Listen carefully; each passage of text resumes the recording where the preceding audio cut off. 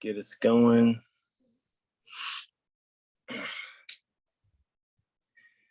Hey, Kennedy, I just wanted to let you know that I'm recording this. I think you probably get a note about that, just so you know, in case you want to, not share your video stream or whatever. I hope everybody's doing okay. I'm very sorry for having been sick last week and then having to do this online thing today, but hopefully this will all work out okay anyway. And I hope that our veterans had a good Veterans Day on Thursday. Jim, I know for sure that's you. So anybody else as well. Well, so where we're basically down to the last of the course. We've been doing the stuff with Paulo Freire, and we did some bell hooks. We've done Jaspers. We looked at the Tao Te Ching. We've looked at some pre-Socratic philosophers. So we went from pre-Socratics to ancient Chinese to contemporary African-American and Brazilian thinkers. And now we're going back to Plato to finish out the course. It is going to be a situation really of trying to utilize what we've done so far to make Plato more pertinent. It's not difficult to make Plato pertinent because Plato's had such a huge effect on the thinking of everyone post ancient Greece. The Roman Empire had a special place in its studies for Plato. Plato was dispersed quite widely in the eastern parts of the Roman Empire. All of his works were at one time extant at the Library of Alexandria, which actually had been started by Alexander the Great. And Alexander the Great, of course, was trained as a young man in the ways of thinking and critical judgment and exploration by Aristotle, who himself was a student of Plato, who we know was friends with Socrates.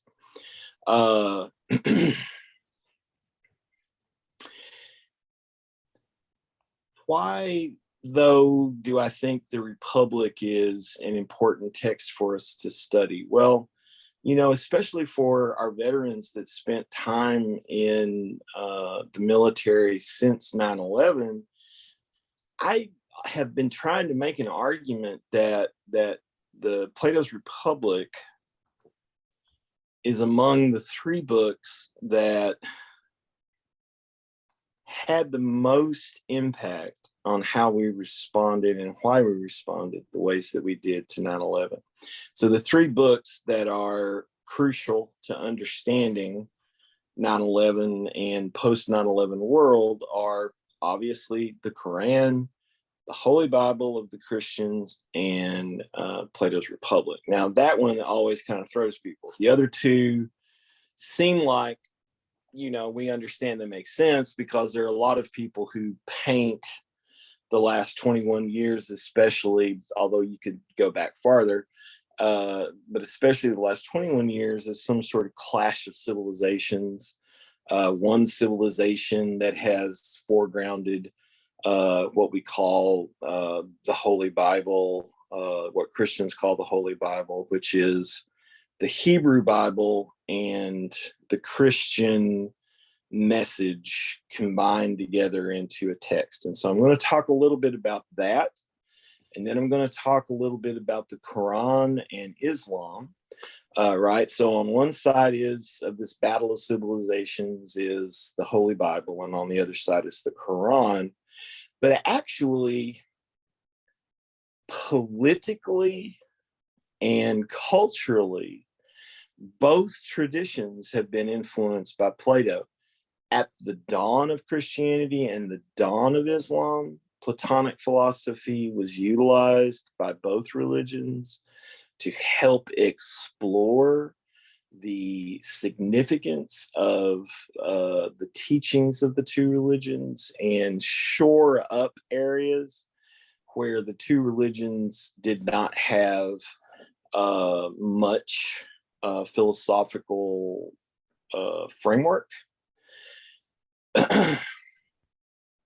And but then also, if you just want to think about the architects of the response of the United States to the 9/11 attacks, there were two people who were in charge of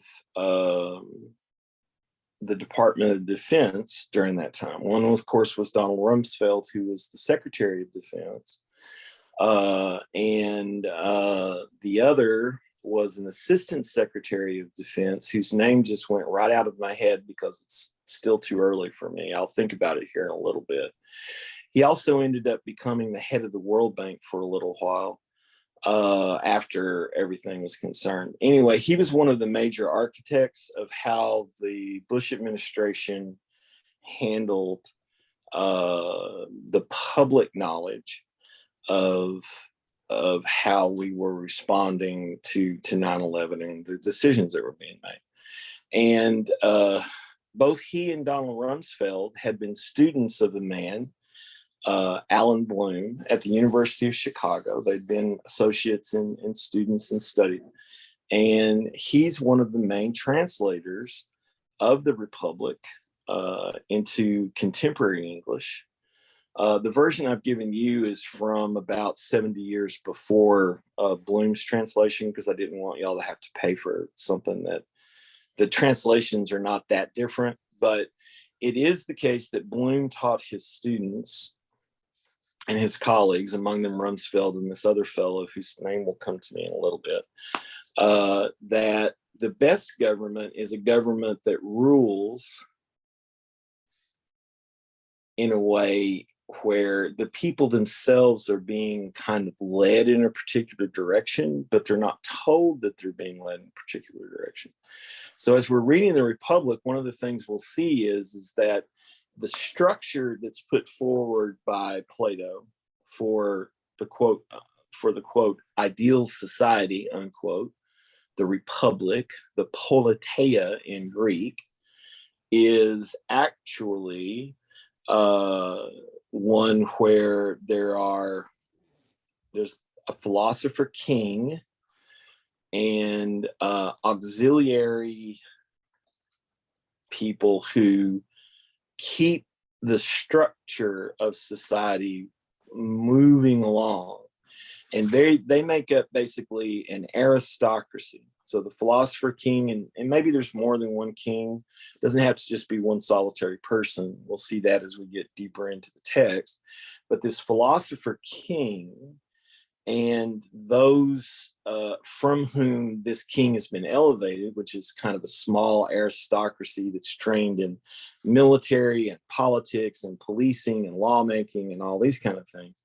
They sort of rule over the people at large, right? And they rule mostly by what are called noble lies.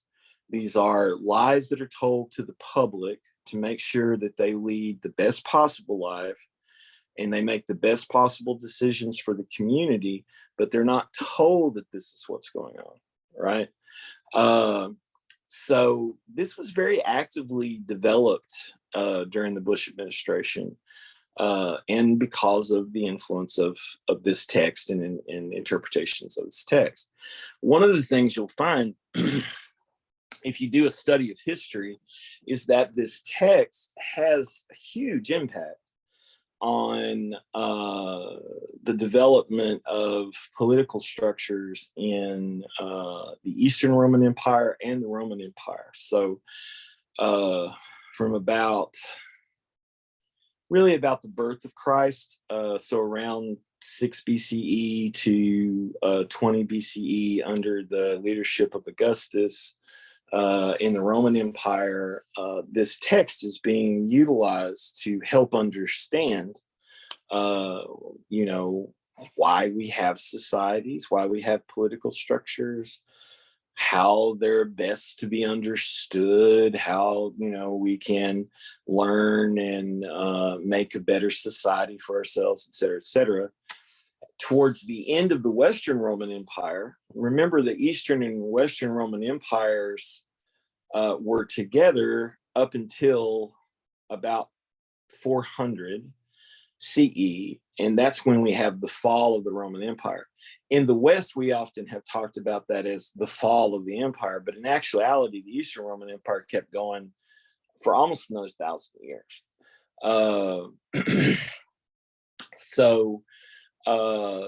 But in the West, one of the most influential thinkers was an African philosopher named Augustine. Augustine was a bishop in the Christian Catholic Church of the West. Augustine primarily worked in North Africa, in the province that had once been the seat of the Carthaginian Empire, which was one of Rome's last big competitors in the West. And Augustine was born and raised in that area. He was heavily influenced by Plato and Plato's Republic. And Augustine wrote a book called The City of God.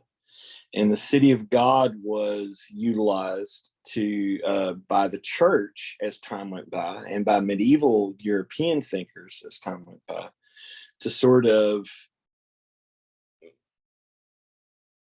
arrange medieval society and understand the purpose of Christendom and the kingdoms of the West, and how everything should be structured. Well, again, heavily influenced by Platonic notions of the best life and the good society. Okay, so the text has had a remarkable influence then in that regard, and it's also a wonderful kind of catch-all of most Platonic notions, most Platonic arguments, right?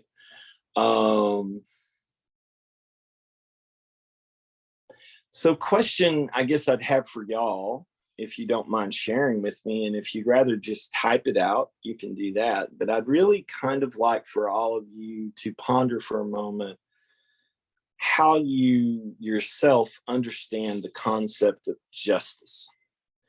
If someone says to you, justice must be served, or if someone says to you, that's an unjust action, or anything like that, how do these words bear significance in your mind?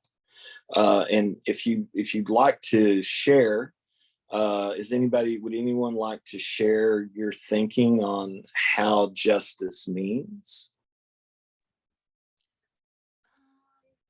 Yeah, Maddie. Sorry, I didn't know if I could do the hand raise thing, but I guess justice is defined so much by whatever their current rules are. So, well, it's hard to define, because sometimes justice can be a personal justice, which is your personal philosophy and how you view it. But I guess it would be sort of dictated by the rules of what society deems as just. Mm-hmm. Yeah. So if you were going to give me a definition, give me a general definition so that we can kind of work from there. Okay. So I guess, sorry, my words are leaving me. That's okay. I mean, I've already myself had a brain fart and can't remember the name of somebody that I supposedly believe is absolutely crucial to understanding the current state of affairs. But I was, um, hmm.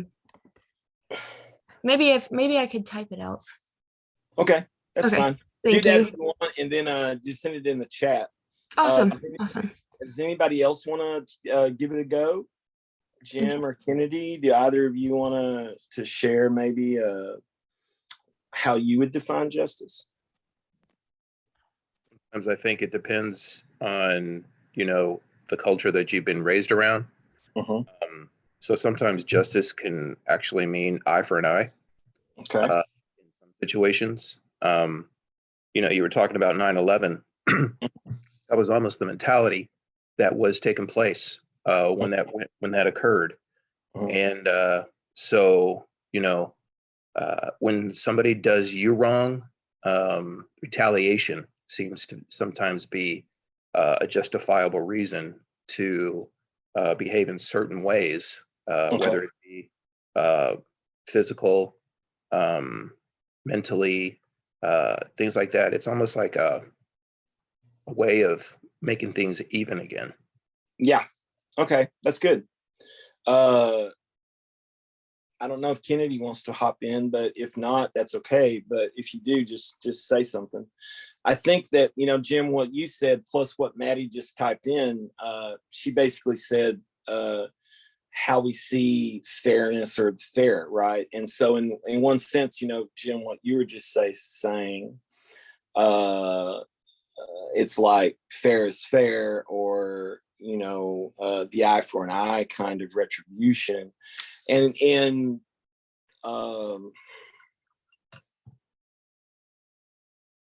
philosophical circles, we make, as you would imagine, really fine distinctions between things like retributive justice, which would be justice as retribution, kind of what you were just saying. Distributive justice, which would be making sure that everything is distributed in such a way that nobody suffers, right? And I think you could probably also talk about contributive justice, that everyone should contribute as they can contribute, right? So the notion of the fair that Maddie brought up is important here, I think, because so not only are we talking about response, that justice is a kind of response, but it's also a state, right?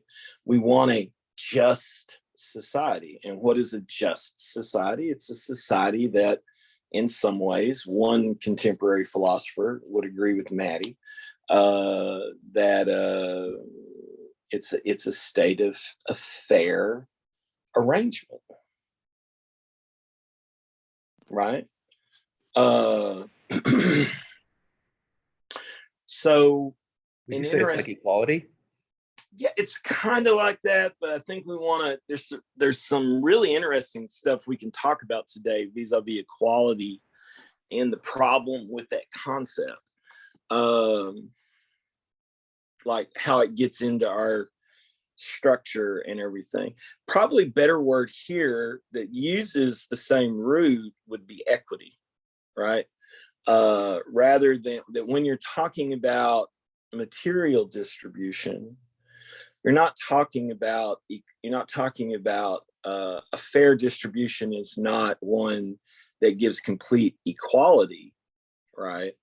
But one that allows for people to have equity in the society. So that means that you really are a stakeholder in it, right? Obviously, not everyone's going to have an equal amount, but if you have some equity, it's better than not. So a long time ago, one of the ways that you could, kind of demark the inequality that began our own society, even setting aside chattel slavery, most people don't realize that our democratic structure originally was such that for like almost 30 years, maybe 40, but I think more like 30 years. So like 7 presidential elections, the only people who could vote were people who owned property, because in a sense, they had equity in the society, in that kind of like property notion, right? Which meant that society was based not on equality, but on ownership of property, right? You didn't have to own a lot of property, but you had to own some, right? And then there was a populist move around the time that Andrew Jackson becomes president, and they extend what's called the suffrage. You know, when they talk about suffrage and the vote, what they mean is that the government allows suffers people to have a say, right? And so to extend the suffrage from property owners to all white men over a certain age. So that broadened the electorate, right? And that meant that any man who was free, white, and over 21, which used to be a really racist way of someone talking when I was growing up about their freedom. They were free, white, and over 21. They didn't have to own property, but they did have the right to vote, right? And that's equity. But it also, of course, that's equity that promotes a kind of inequality, right? Women, people under 21, people of a different color, and certainly people who were slaves were not allowed to have a say in anything. So, you know, we look at that now and we say, that seems pretty unjust, right? You live in a society, shouldn't you have equity in the society you live in? You contribute to it. It's obviously not the case that the slaves weren't contributing to the society. It's obviously not the case that women were not contributing to it. In fact, Abigail Adams was trying to force John to give women the suffrage. She was constantly writing him about it. He was doing the usual thing that we hear so often. It's not time yet. You know, that's too much. We're right now, let's get the yoke of the British off of us. And then when things change and quiet down a little bit and time's gone by, we'll give women the suffrage, right? So I'm kind of meandering now, but just a second. We'll go.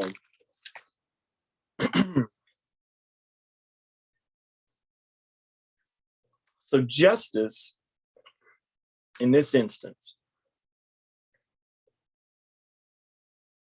it has something to do with fairness. It has something to do with equity, in the sense of I'm invested in what's going on.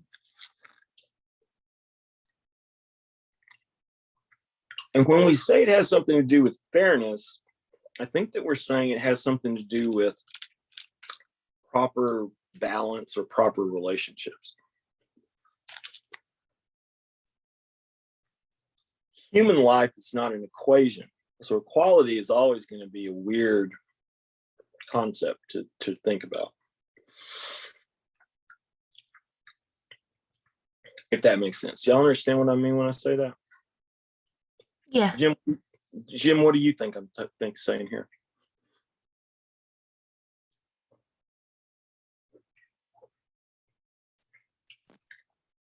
You know, what you're saying is not necessarily equality,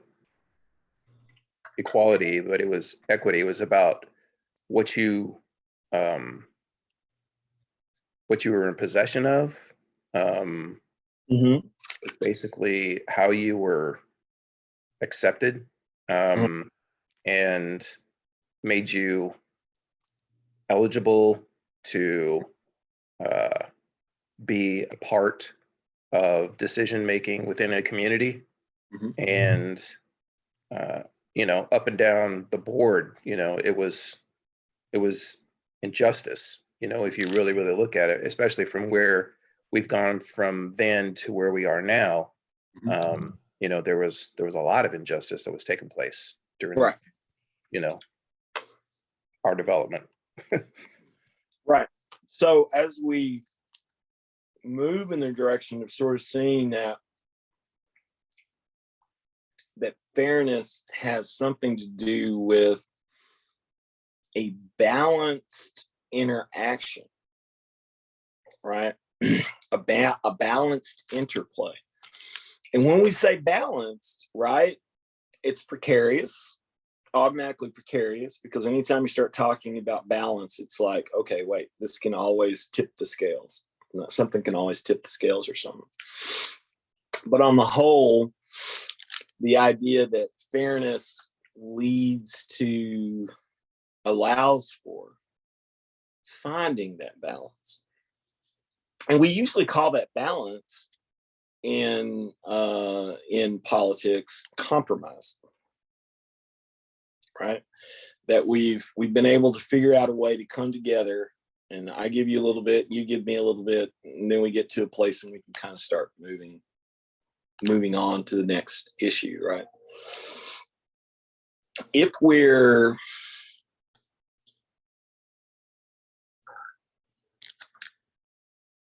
we're lost in the sauce of our own wants and needs to the exclusion of those around us,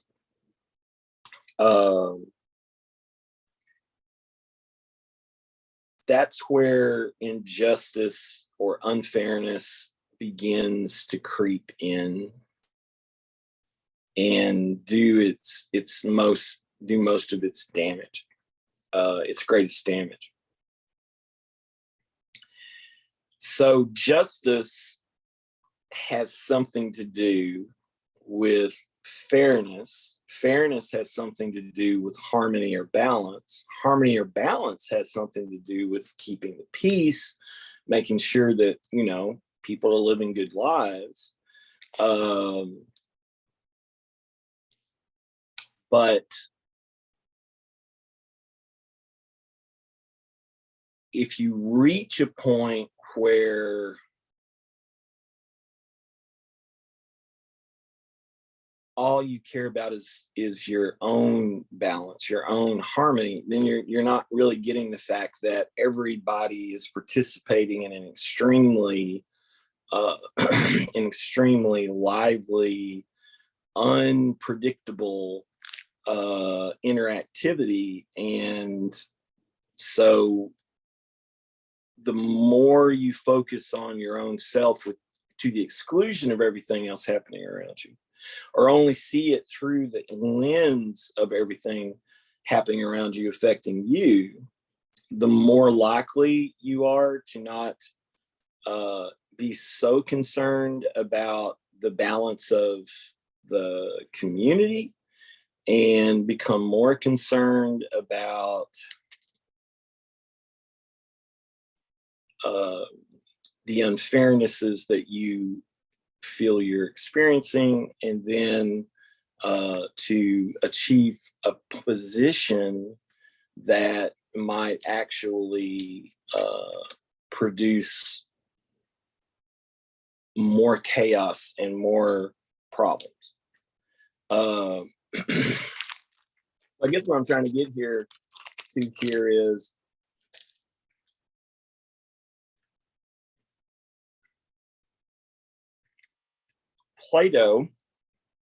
since Plato, there has been an explicit understanding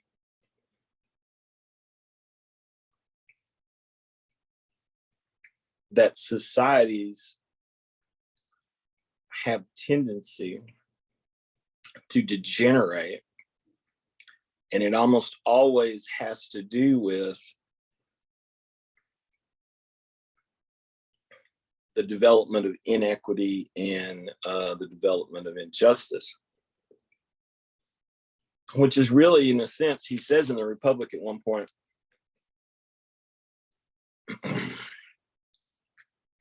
that every society has within it the seed of its own destruction,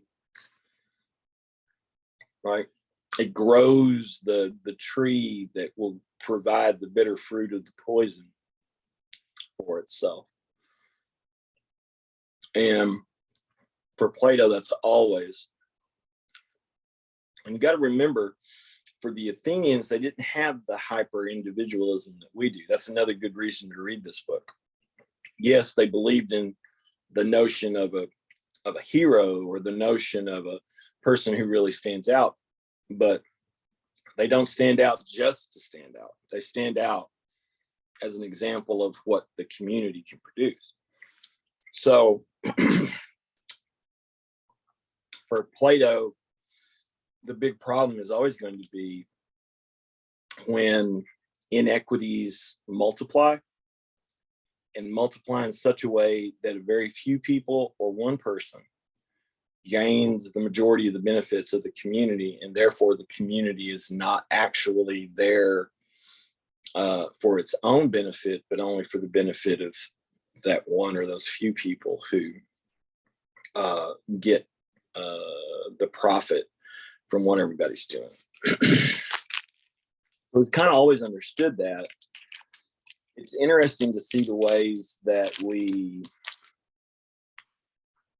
attempt to address it, and the ways that we attempt to no, it wasn't Douglas Fye, although he's one of them.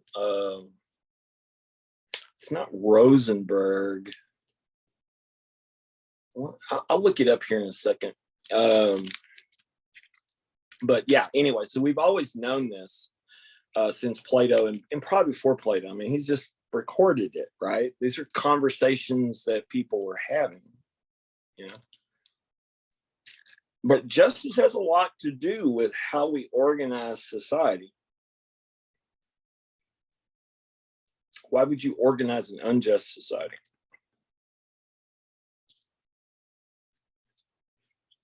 If that's what you were doing, right? If you were setting out to organize a society in your mind, why would you organize an unjust society? Well, obviously the Socratic and sometimes Platonic not rebuttal, but answer to that is, well, because you're ignorant of what really matters, right?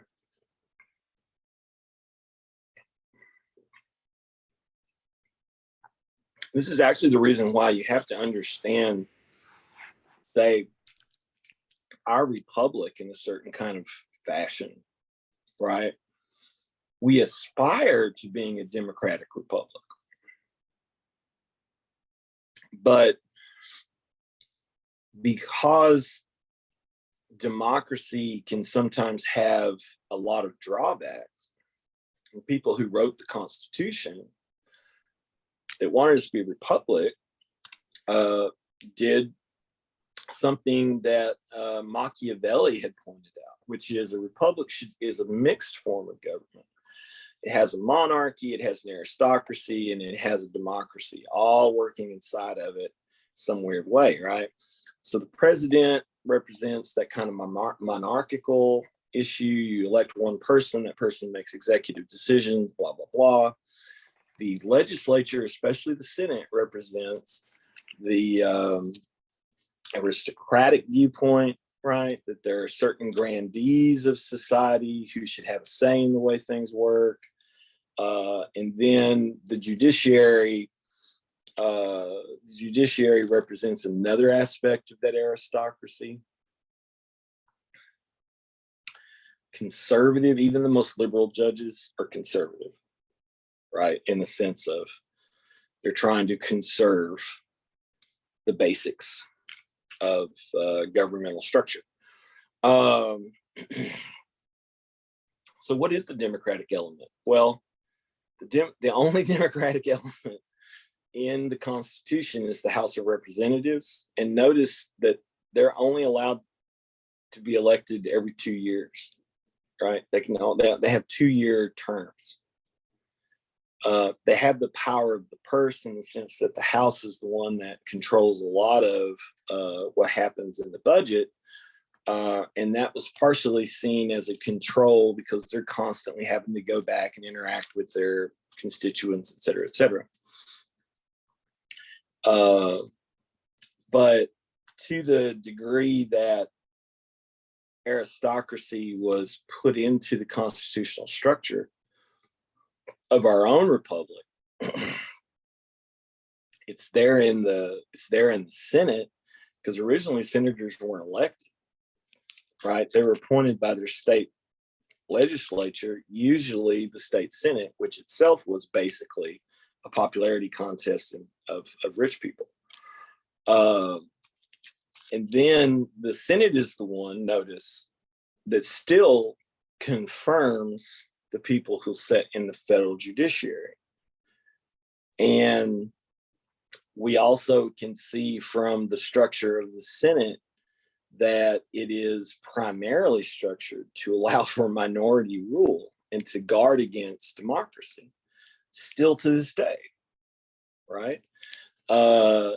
So the reason I'm bringing all this up about our own place is we have to see the Republic not only as this ancient text that's talking about the possibility of an ideal society for the first time. Right, this is the first utopian vision that is at least recorded. It's talking about this possibility of an ideal society, but that's what we were doing 220 years ago too, with the Constitution. And we were having a lot of these debates, and these debates were often not only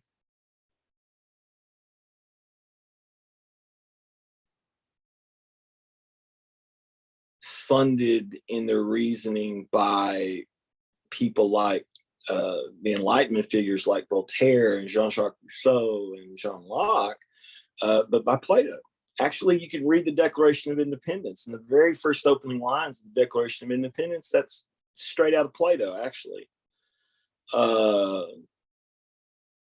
In the sense, we hold these truths to be self-evident, that all men are created equal, that they are endowed by their creator with certain unalienable rights, that among these are life, liberty, and the pursuit of happiness. Okay, so that last little bit there is from an Enlightenment figure named Jean-Jacques Rousseau. That first part, however, all men are created equal, that's right out of Plato, another text of Plato called the Timaeus, right?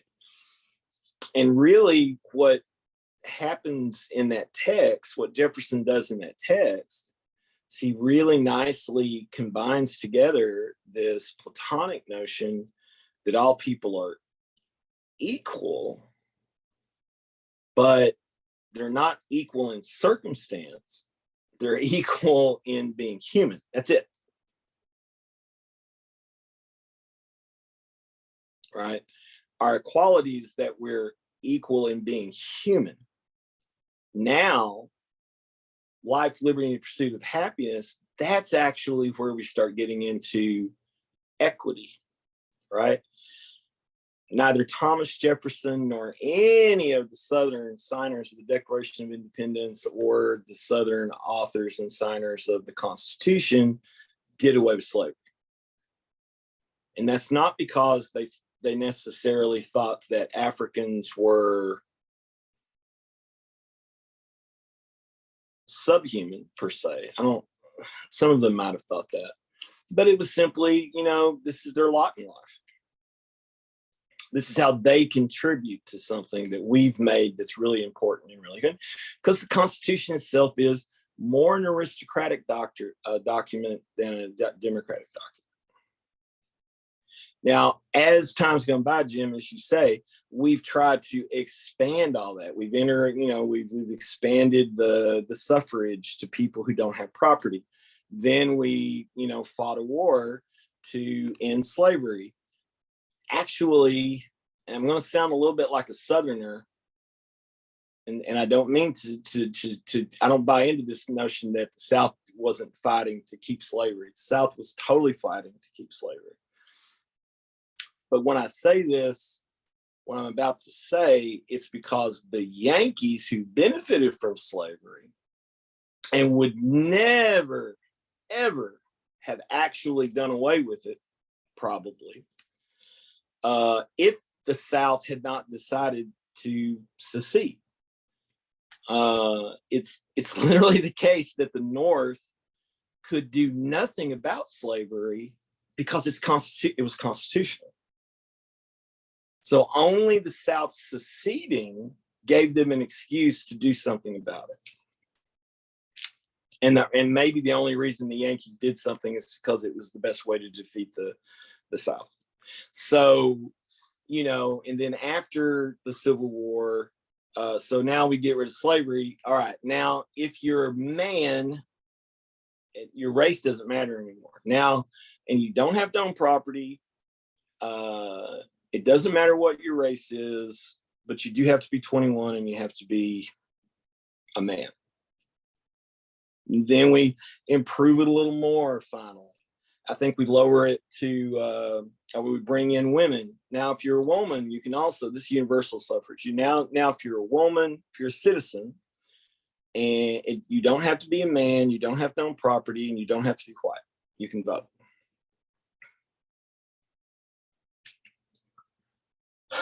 Now everybody has equity in a kind of sense. Is it just equity? Is the equity just? Right? And that's kind of what the other thing we've been probably fighting and dealing with for the last 60 or 70 years.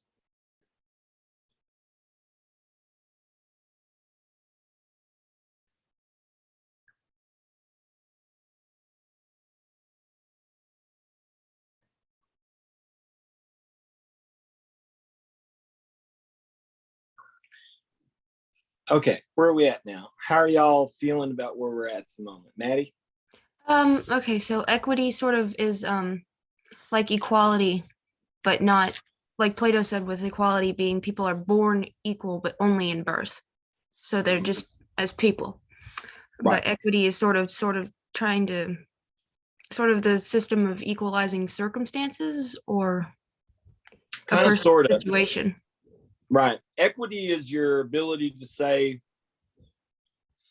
my contributions, contributive justice, my contribution helped to build this place.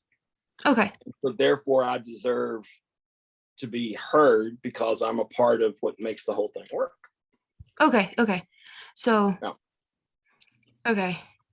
And I guess because the notion of equal is sort of a very scientific kind of thing that's hard to apply to. It's hard to apply like a very rigid scientific rule to human society. So, well, it's even more importantly, it's a mathematical. Yeah. Mathematical does not apply to human behavior or human circumstances. It only, I mean, it's not that you can't mathematicize it, but you got to be really careful. That's why almost all social sciences is statistics. It's not calculations and equations. It's statistics, because calculations and equations is okay if you're dealing with a bullet, you know, how fast it's going to go in certain conditions, because you can measure that and get pretty exacting. But the moment where you're moving beyond physiological measurements into sociological statistics, you have to, the whole thing kind of changes. So equity in this sense, something actually I want to say that Karl Marx popularized the phrase, Karl Marx and Friedrich Engels popularized the phrase, but actually you find it in Plato, you find it in Confucius, you find it in Augustine, you find it in a number of thinkers over the years. It's a basic kind of communism, not the state communism that comes out of a kind of orthodox Marxism, but the basic communism that people the reduction of our, like, commune means together one. Communism is in this sense is the reduction of us to how we're integrated into a society with each other, to an association with each other. Okay. So the phrase that really gets at what equity is quite simply, from each person according to their ability, to each person according to their need. And your ability is your equity, and your receipt of what you need is the fairness of getting back what you've put in. Yes. Does that make sense? Yeah. Yeah. Now, the reason I want to say too that equality is a weird thing is it's really a concept that people have literally only talked about at length for 350 years. And it mostly comes out of the fact, I'm sorry I'm smacking y'all. My blood sugar dropped real quick. I have to eat this thing. I always become very aware of how I chew, because the way my mom chewed used to bug the hell out of me, and then I realized I chew like her. Anyway, it's only been about 350 years that we've even talked about this, and it actually comes out of the fact that when European colonizers came to the Americas, Spanish, French, English, Dutch, they met the indigenous Americans. And the indigenous folks, First Nations of this hemisphere, yeah, there were a few. I'm not trying to make the argument that they didn't have kingdoms and empires. There are a few. There's the Aztecs, the Mayan, the Inca, and they have social inequality issues in those empires.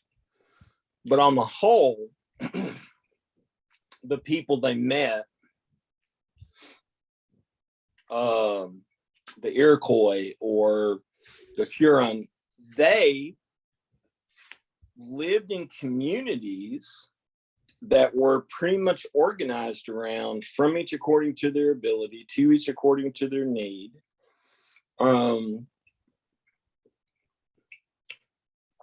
They were not uniform, right? I mean, communities that lived on the coast primarily fished, and communities that lived inland primarily hunted and did some agriculture. They both did some agriculture. But the main point was that even though they had a chief, even though they may have a council of elders, even though they may even foreground the notion that, we always have to do what older people say because they have so much experience. Yeah. Right. They realized really quickly that the Europeans themselves were organized unequally.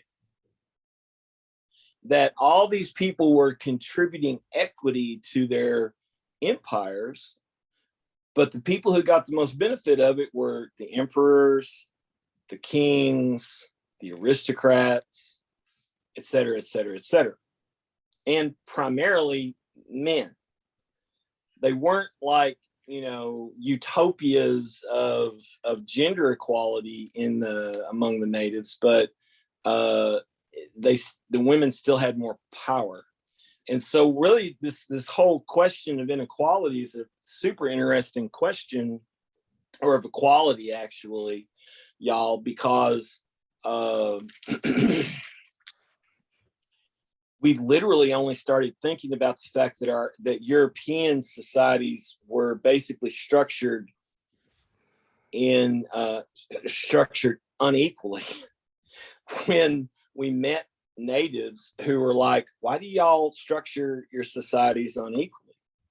And then these natives that we met often were extremely thoughtful, right? So I've said I don't like to use the word philosophy because it's a little colonialist, but thinkering happens in every society. And the thinkers among the Iroquois and the thinkers among the Cherokee were quite profound, and they were really good at argument. And it really messed up the heads of certain Europeans who went back to Europe and were like, why do we have such an unequal distribution of everything? And Right. And so the issue there, of course, being that everybody should have equity in a society.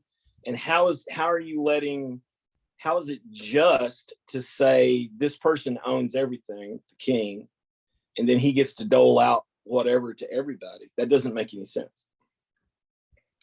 and then the notion of, well, they're different than us because, or I guess the sort of idea of, you know, European society has to be structured this way because Europeans are superior and people who don't structure it that way are inferior. And that sort of, I guess that would be sort of a reaction rather than. That actually is one of the reactions. So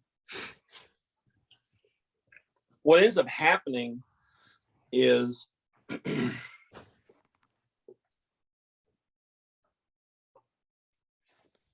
Europeans who come here and go back, or who come here and stay and send back lots of reports,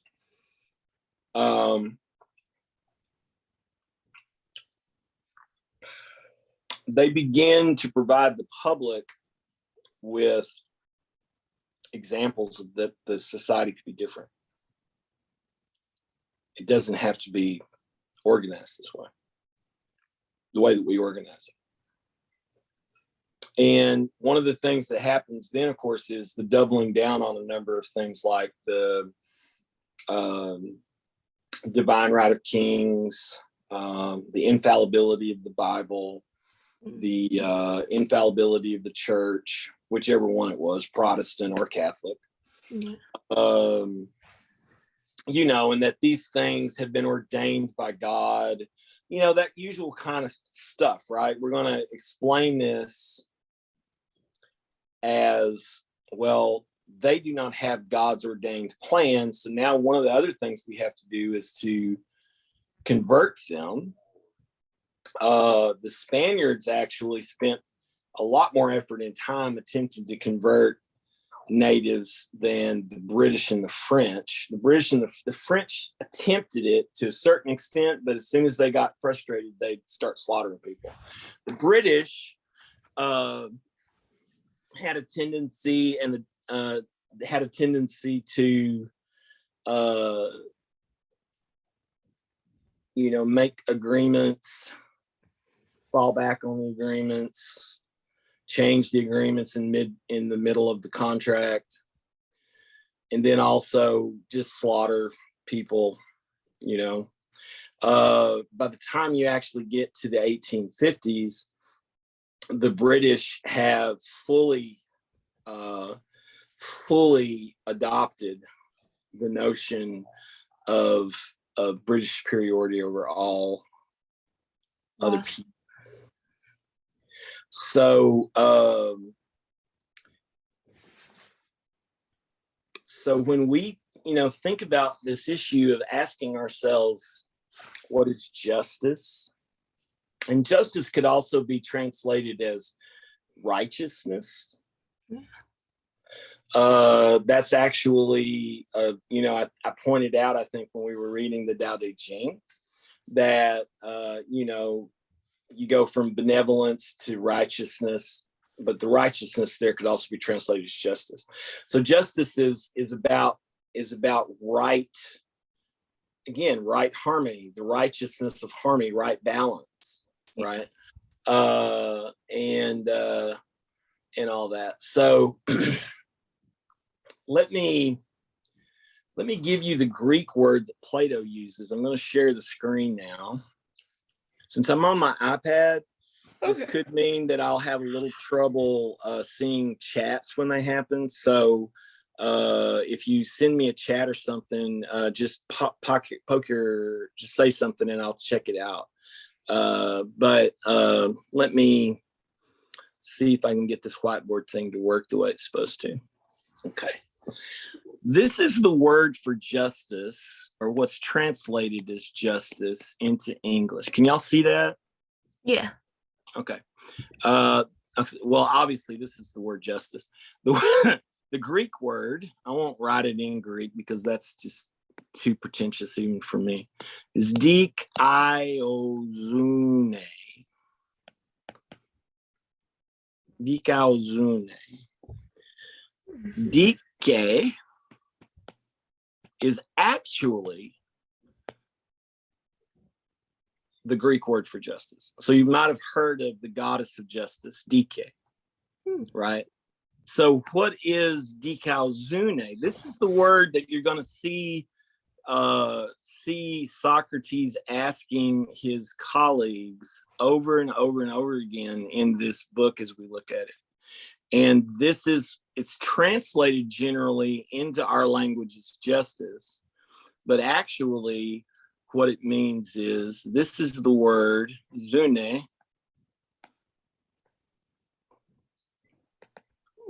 This is where we get our prefix sim and sin, like symphony, synchronicity, right?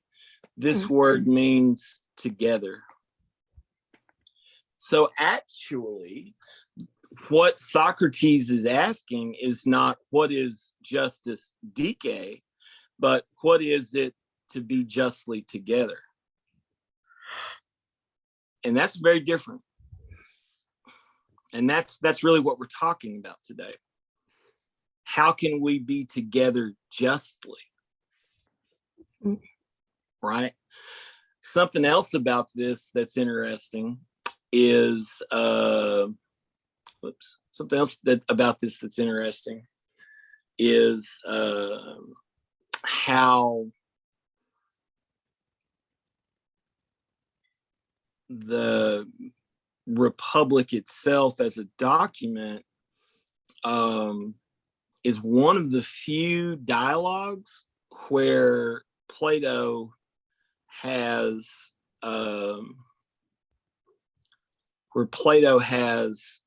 actually puts forward a definition and comes to a conclusion about something. So generally in Socratic dialogues, there's something called Aporia.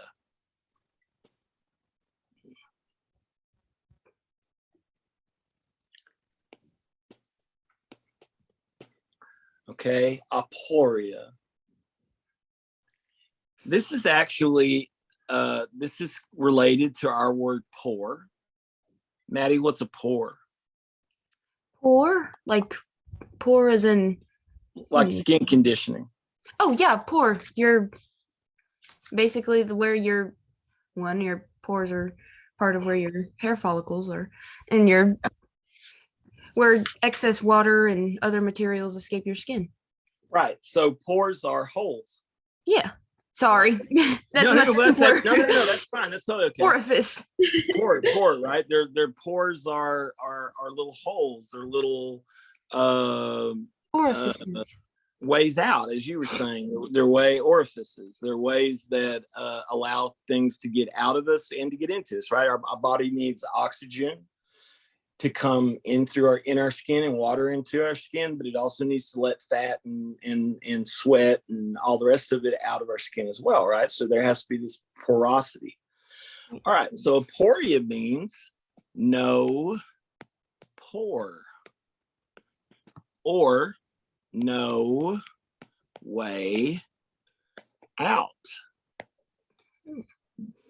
So when I say that Platonic dialogues tend to end in aporia, I mean that they end in, and this is actually the way this is usually translated into English, they end in puzzlement.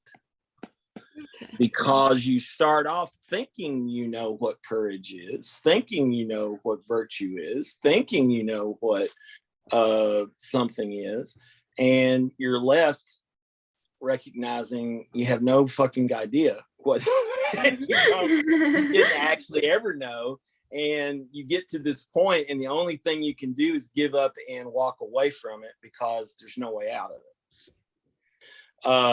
So generally, Socratic dialogues are noted for leaving the reader as well as the audience, the reader as well as the characters in the dialogue in puzzlement. Like, okay, what is it?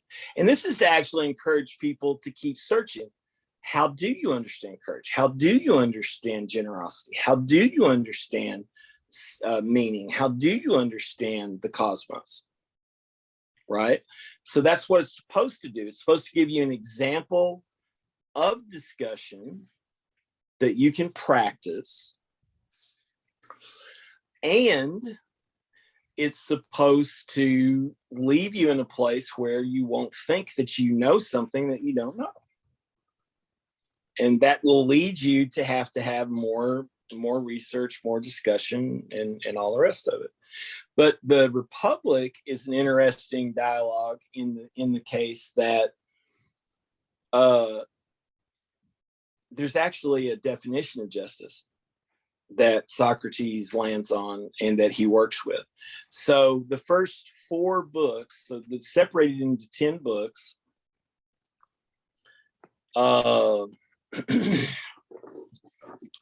The books are basically, they're basically book 1 through 4 is the dialogue. What is just togetherness? Right?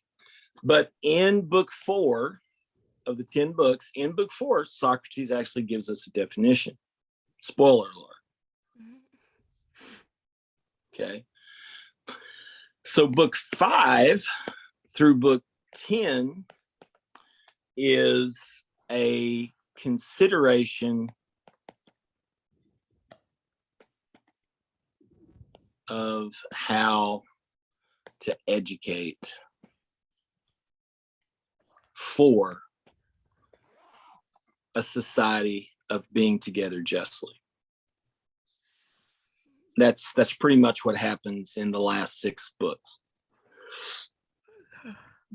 And you'll be really surprised, depending on how deeply you get into reading it, y'all will be extremely surprised at how pertinent and up to date a lot of the stuff is.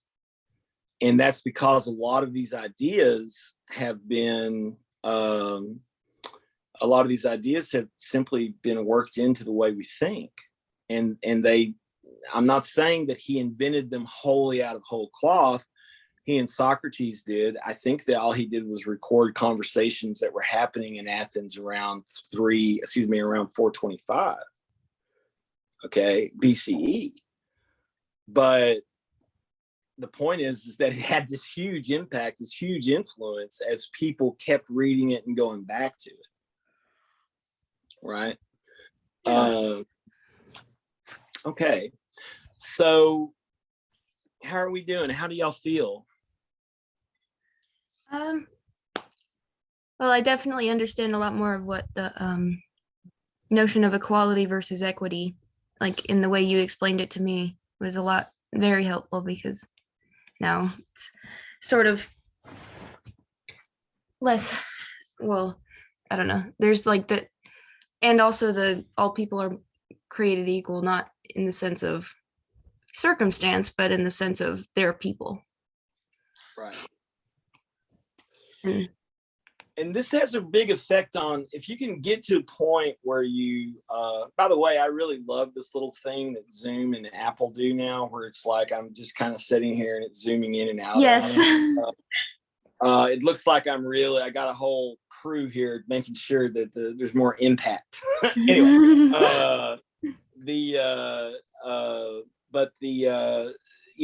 it really has if you can get to this, it can really help you understand the problem of freedom in our society. Our society, because this is another thing, just as the Europeans were kind of coming into more awareness that their society was filled with inequalities, and that people were not given their proper equity for what they contributed to society, while some people who contributed very little got most of the equity. They also began to talk about freedom and liberty, right? These terms, actually, these notions actually come about through their interaction with people who literally are more free. And this actually, I think, is a super interesting aspect of our history that I think can be nicely ambiance. Is that the word I want? I don't think that's really the word I want, but it can be nicely added. An understanding of this can really benefit from reading the Republic.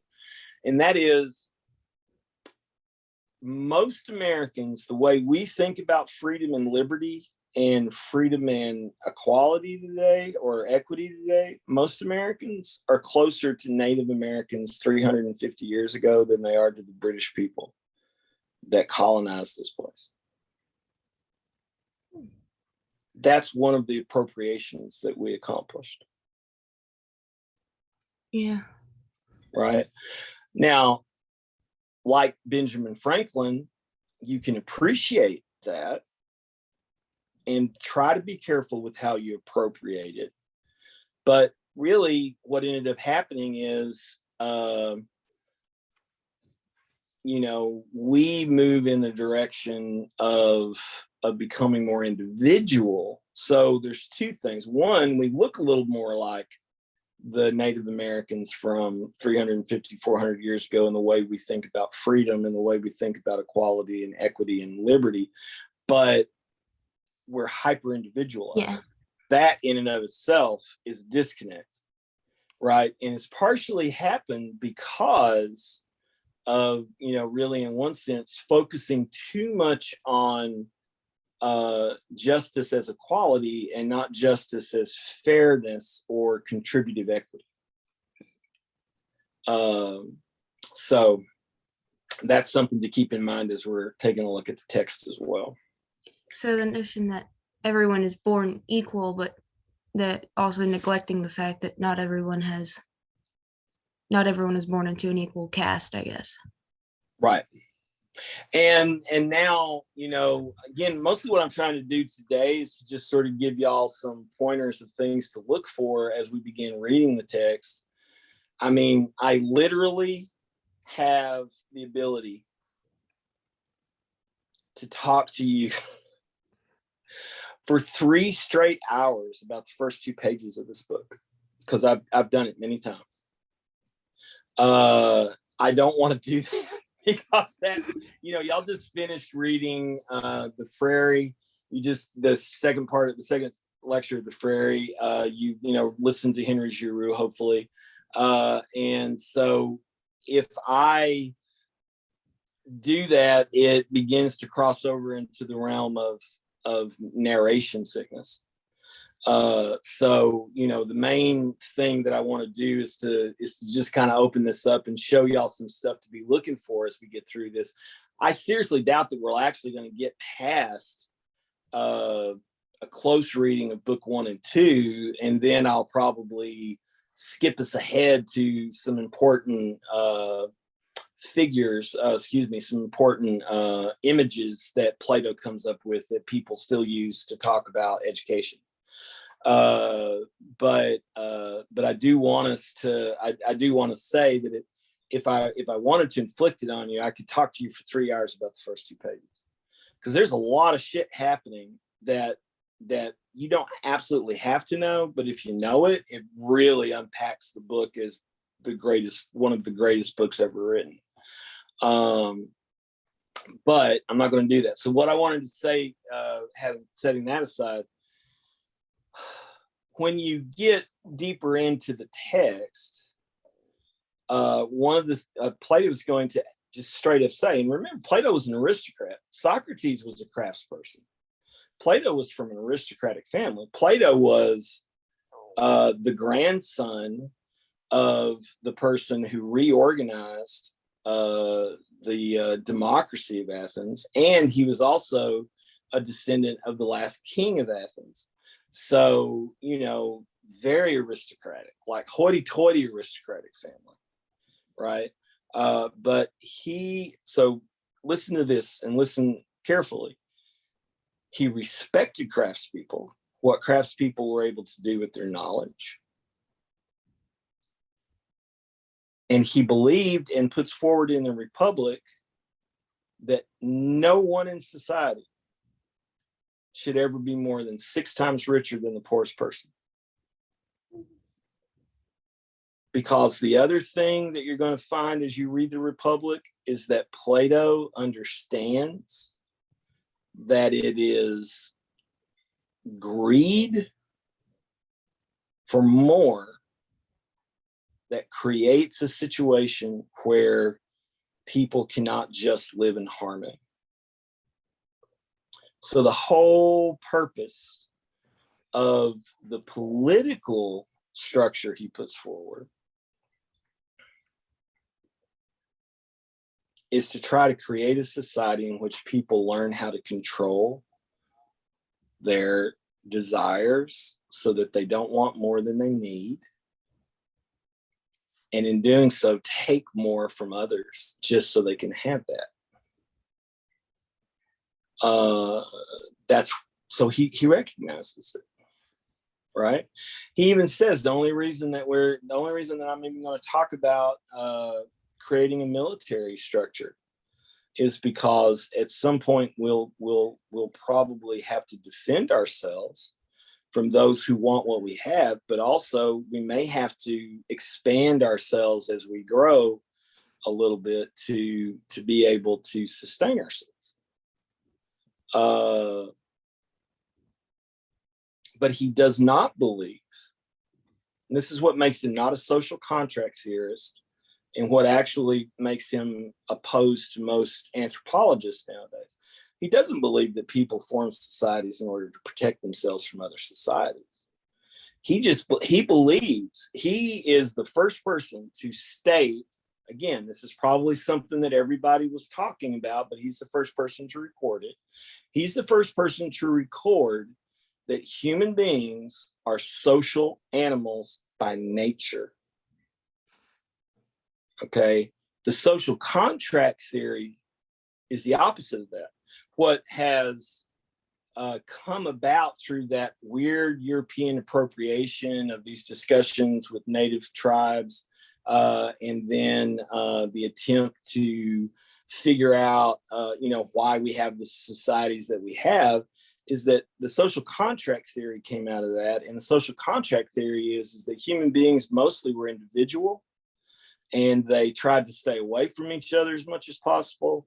And then they realized that it would be easier to band together and create a society that protected them from other people who were stronger than them. And this isn't actually Plato's position. And so that's another thing to be looking for in here. And that one comes up pretty early on in the discussion.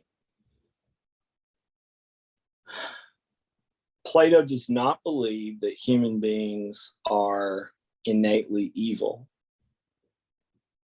but he does believe that human ignorance creates a situation where people don't know how to make good decisions. Right. And so the major thing is, like I said, 5 through 10, how do we educate? Right. Now, I've made this whole thing about the politics of it. I made this whole thing like the ideal society. But actually what we should be doing when we read this book is not only comparing it to our world to see the effect that it's had in its own way on the structure of our society, but also because it is a communalist, because it's Athenian, it's a communalist way of thinking that does not foreground the individual above all else. Okay, so there's that. But another thing that's really important about reading this book is to not make the mistake that everybody's made, especially over the last 350 years. This book is not a politic. It's called the Republic. It's called the Politeia, but it's actually not a politic. It's actually a psychology. What he is doing when he goes into all of this shit about this, the society, the just society, is that he reaches a point in book 2 where one of the people he's talking to, and remember what you'll see is they've been talking about being a just person. Book 1, book 2, how is the just person? That's what they're actually talking about. And so what Plato has Socrates do in the text is he has him offer a corollary. He says, in one sense, this is a logical fallacy, but it's productive for what they're trying to do. He says, well, a just person, right? If a society is made up entirely of just people, wouldn't that society reflect the kind of justice or the kind of justness of those people? And they're like, yeah, I suppose so. If you were to if every person who lived in a society was a just person, then you'd have a just society. And he was like, okay, well, what if we did this? We can't see the soul of the person. They talked for a little bit about the different aspects of the soul and what role justice plays in being a just person. And they decide, well, since we can't see a soul,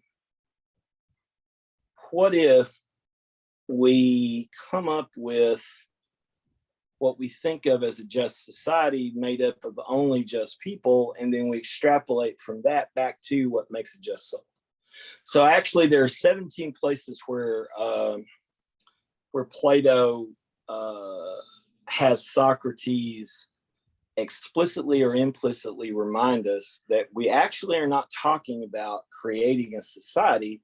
We're talking about ordering our souls so that we can be in an equitable, harmonic balance with our neighbors. And if we happen to end up in a situation where that's nearly impossible, we can at least organize our own self so that we don't lose ourselves. But the point of it is not actually this individualistic take, but to say that if I organize myself well, if I order my soul, I will want to interact with other people who really attempt to order their soul. And slowly but surely, we'll develop a community of people working to order their souls, and that will itself, right? And that's really, in a sense, that's what Plato does when he opens his academy, is to try to create a place within a society that has lots of problems where people can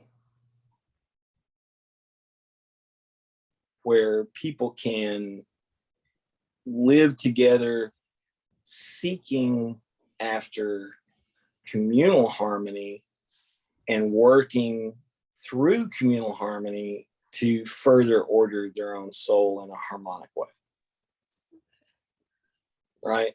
So when you're reading the book, you will see that it has an effect on the way we think about politics. When you're reading the book, you will see that it allows you to look at something that, from 2,400 years ago that tells you something different than what you usually hear about these kind of things, but you primarily are reading this because it's a great way to learn how to order your own soul.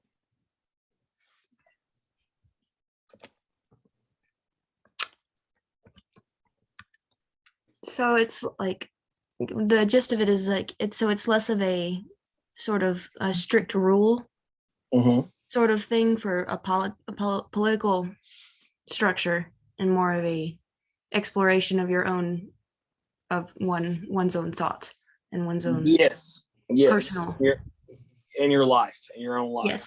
And So how not that life connects to others. so sort of, and I guess it can be applicable in some certain political, if you were to, I guess magnify it to that scale, but it's more of a personal. Okay, Yeah. I got you. Yeah. I got it. Yeah, I mean, it's difficult because we're 180 degrees turned for Athenians. Even the people who wanted to win the Olympics or win the great chariot race at Themiscyra, or who wanted to show out as great heroes on the field like Achilles or something, it was never about being an individual the way we think of it. It was about being a shining example of what it means to be Athenian. I'm not saying that kind of thinking isn't alive and well in the United States at all, right? It's kind of there, but generally, we're much more hyper individualistic. And so this is the reason why, the hippies who went through a communal moment, or the teenagers in the 60s, in people in their early 20s and the 60s who went through a kind of communalist moment, pivoted to being the me generation, because they suddenly realized they weren't going to actually change the structure of the world. So they just decided to focus on themselves. But in the process, it ended up, contributing to a totally, something utterly probably different than they expected, because once you become the me generation, you go from hippies to yuppies. You begin to pay less and less attention to the overall structure, and now all you're doing is adapting yourself so that you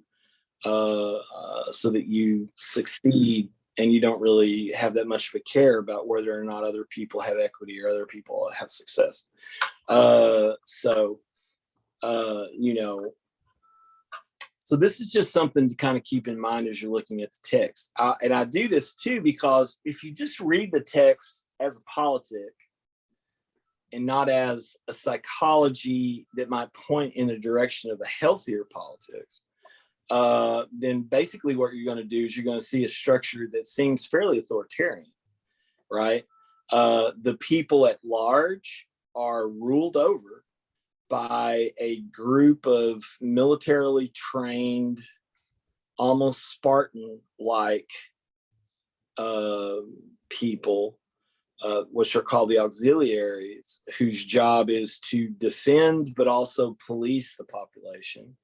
And then from those auxiliaries, you get a philosopher king, who, right? So, in the basic notion there, right, if you look at that, it looks very authoritarian, and it does, has all kinds of rules, like we're not going to allow this kind of thing to happen, and we're going to censor these kind of stories, and we're going to censor this kind of music.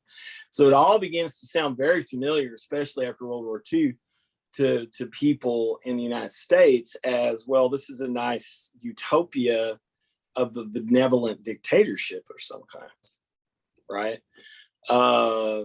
But if you look at it from the point of view of psychology, it's a very different take. I mean, how many people here like to watch snuff films? I doubt that anybody is going to admit it. If anyone does, and hopefully no one does. right? No. I was like, But Maddie, why? But Maddie, why would you censor snuff films? I thought you were for freedom.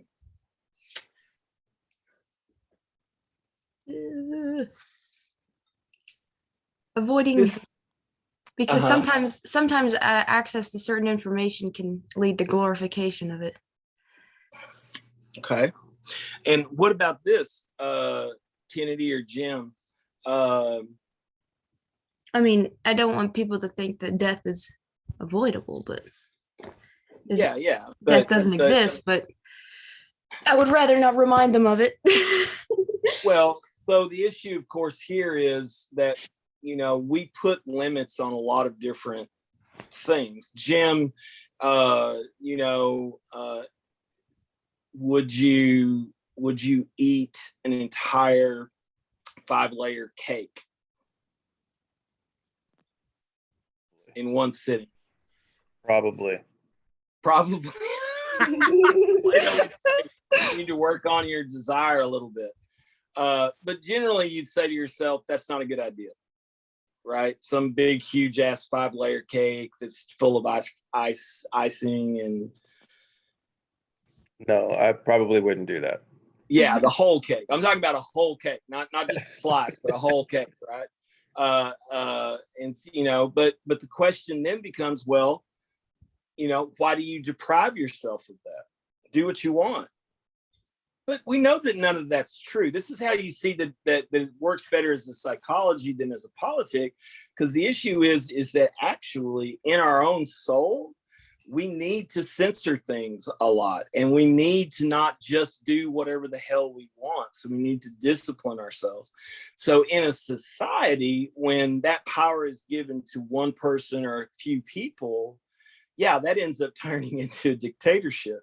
But if we don't actually exercise that power in our own psyche, in our own, remember, psyche is the Greek word for soul, in our own soul, then we end up gluttonous, lustful, deceitful, prideful, all the rest of the vices. Or we seek to replicate that sort of authoritative figure in other people, especially bad people. Like, yes, we take advantage of it. Yes.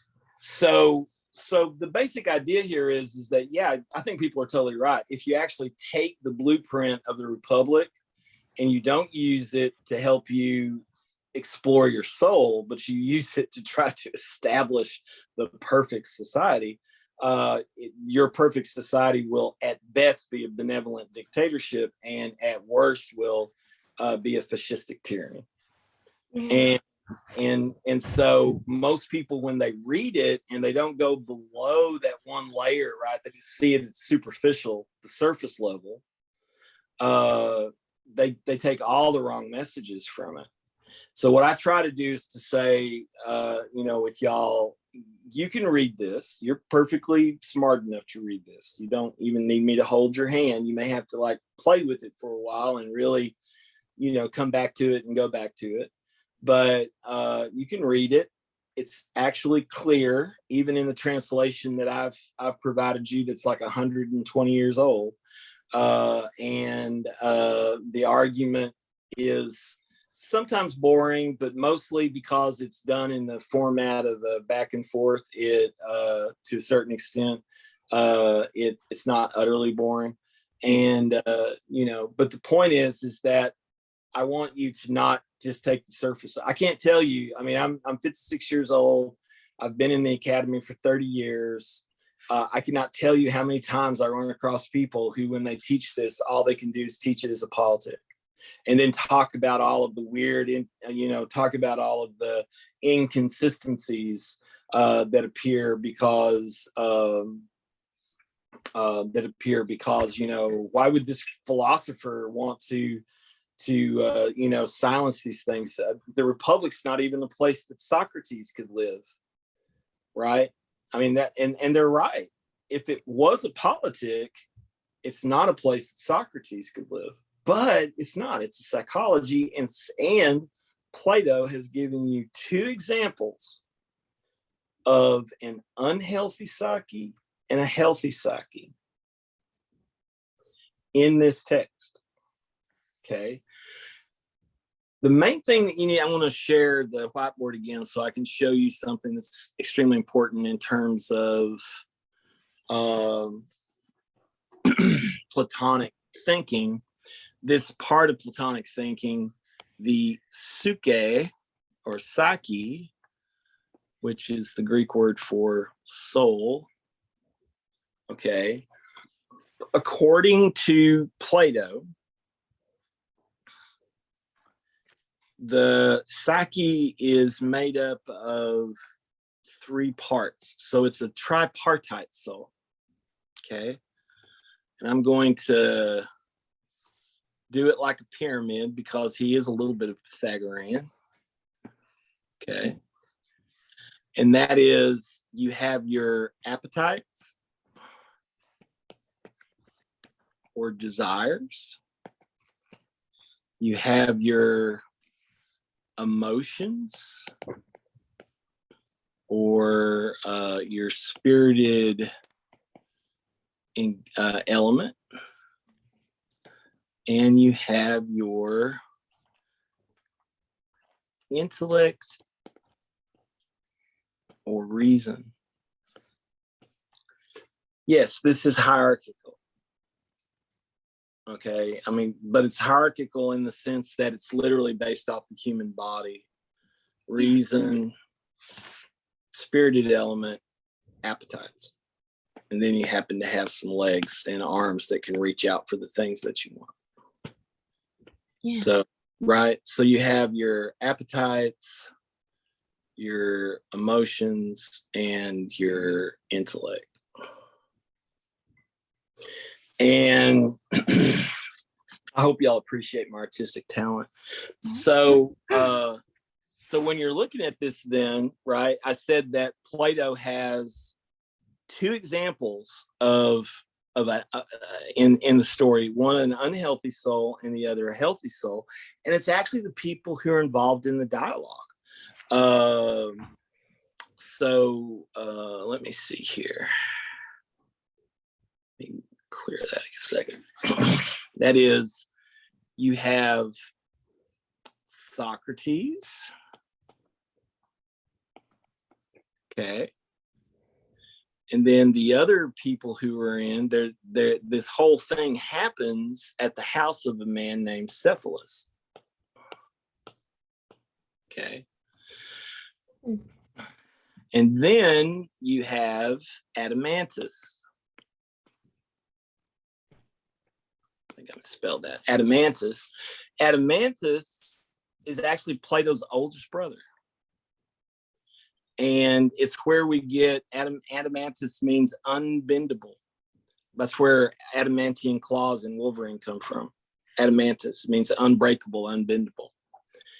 And to him, there's a colleague of his named Polemachus, who's the son of Cephalus.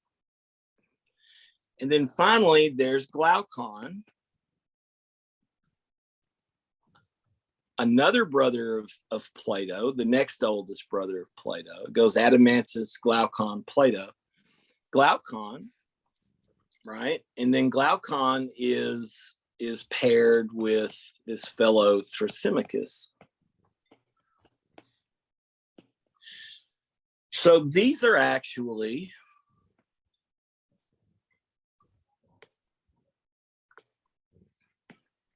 the 3 parts of the soul. Yeah. Cephalus, I think, is brain. Yes, it means head. So yeah, like encephalitis is. Yeah, exactly. A cephalopod is an octopus or a squid is it's basically a head with legs. Yes. So the names actually all mean something. Socrates actually comes from a word that means helper. Adeimantus comes from a word that means unbreakable. And Glaucon comes from a word that means gleaming. So glaucoma.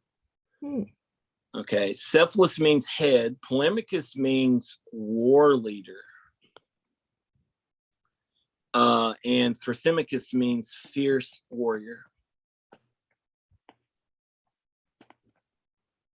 Let me put these over here. Gleaming, unbreakable, and I'm going to say helper. Okay, so basically what you have here then is the tripartite soul is divided up and exampled in the text itself, with this as the unhealthy psyche and this is the healthy psyche.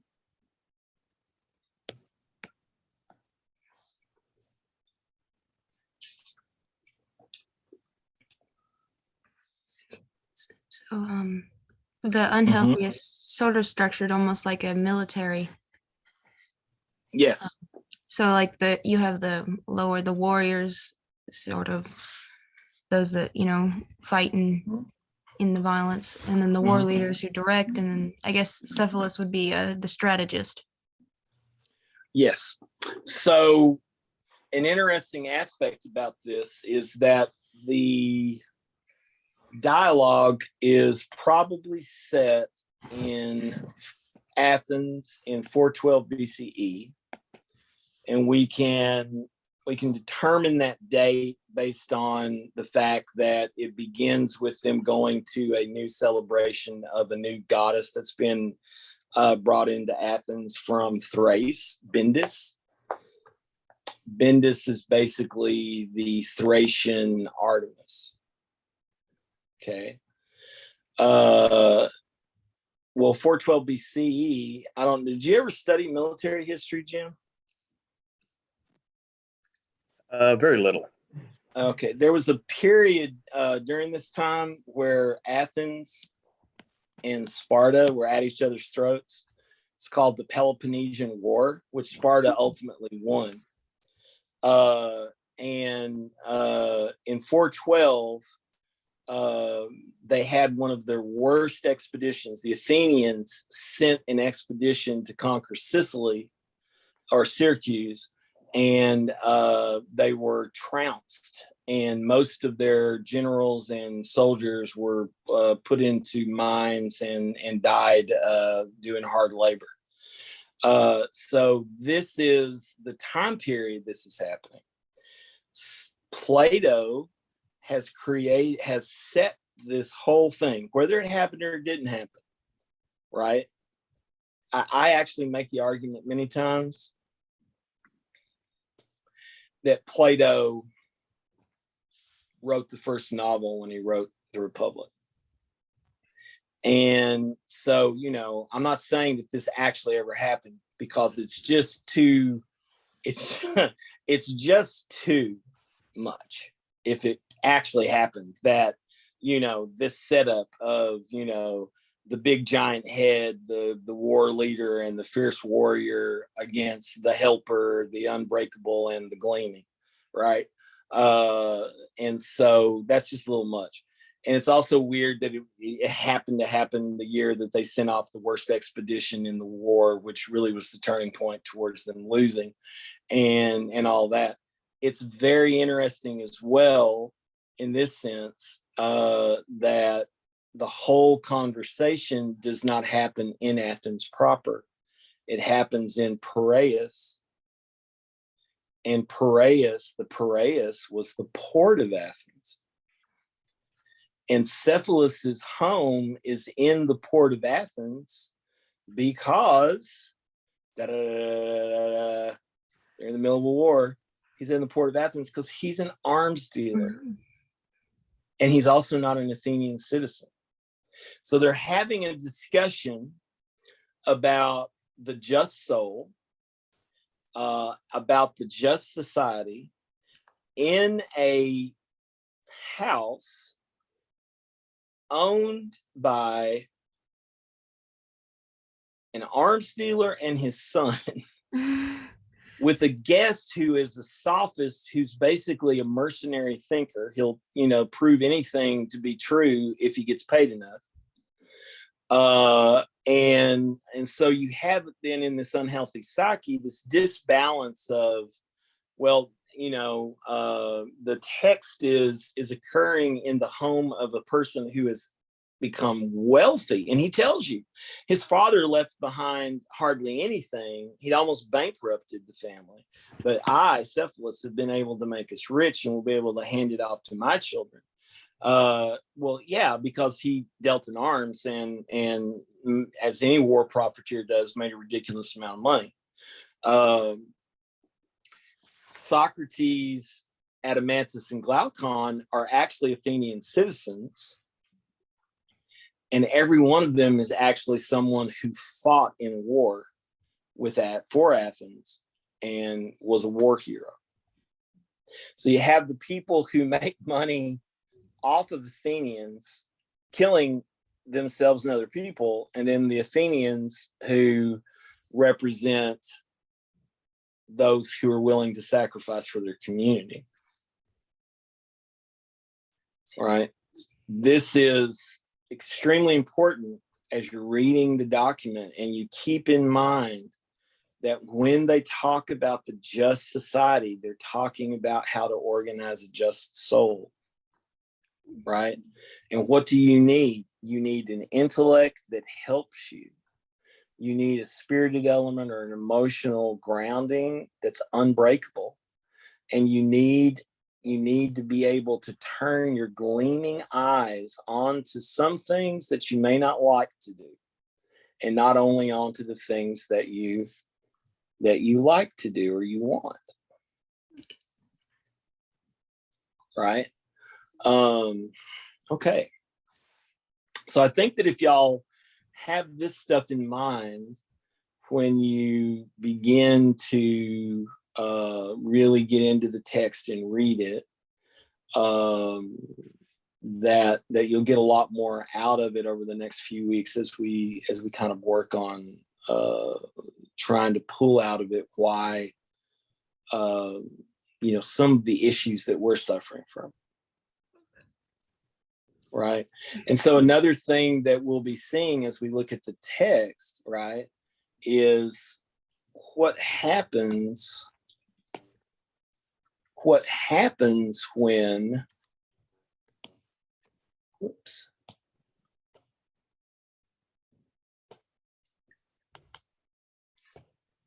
the power structure is overturned and the appetites are on top.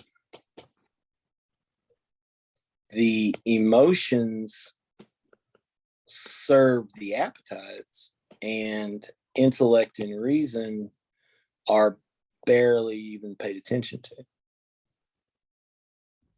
This is the structure of all degenerative devolutionary societies and your own ruin. But if you can organize your soul in the way that we had originally said the tripartite soul was structured, intellect, emotion, appetite, where the emotion is allied with the intellect and uses its power to keep appetite from becoming over controlling, right?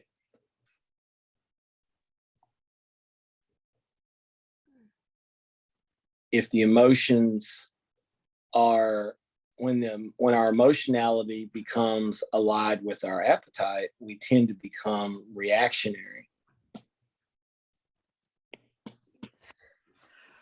But when our emotionality is allied with our intellect, we can train our appetites and become responsive.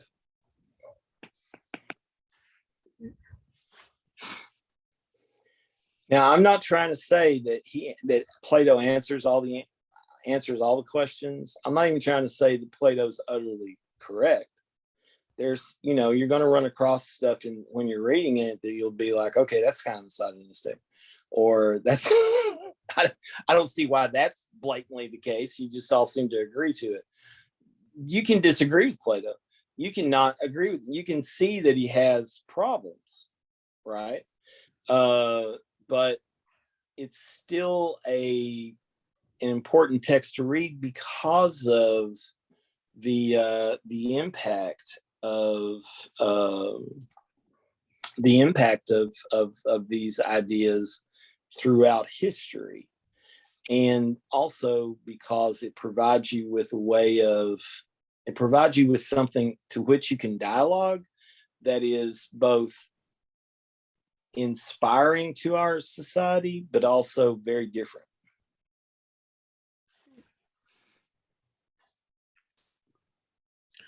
So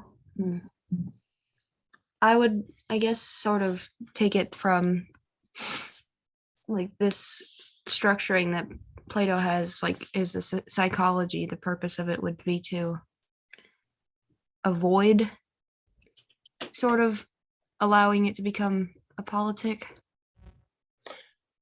I want to say that, or just a commentary sort of on. Yeah, I think it's more like you can't really solve most of our political issues until people get a handle on how they themselves are structured.